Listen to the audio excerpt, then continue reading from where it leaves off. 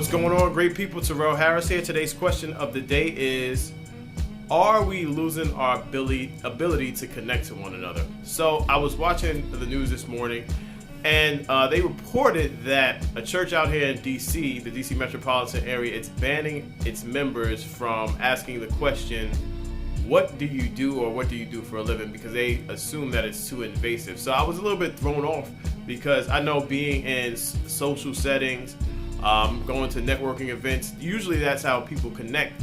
And I'm wondering, are we losing our ability to connect, or is that question actually too invasive? So I have no problem saying that I've been in IT for roughly 15 or 16 years. I'm a seminary graduate, and I'm starting a church in September. So are you uncomfortable sharing what you do for a living? Do you feel that it's too invasive? And if so, how exactly, or what would you say to connect to someone without telling them what you do?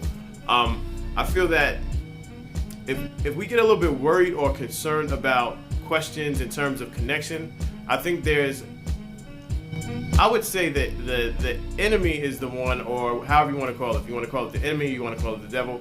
I think those things that separate us from one another, separate us from being brothers and sisters, separate us from loving each other, or separate us from developing relationships, I think that thing is the enemy, and it wins when we're scared to connect, or we're scared to share, or we're a little bit too defensive.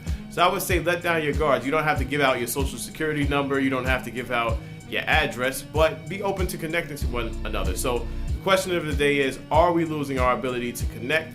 And how exactly do you connect to strangers? Do you tell them what you do for a living? Do you ask, a funny question? Do you ask what their interests are? Let me know below. Again, my name is Terrell Harris.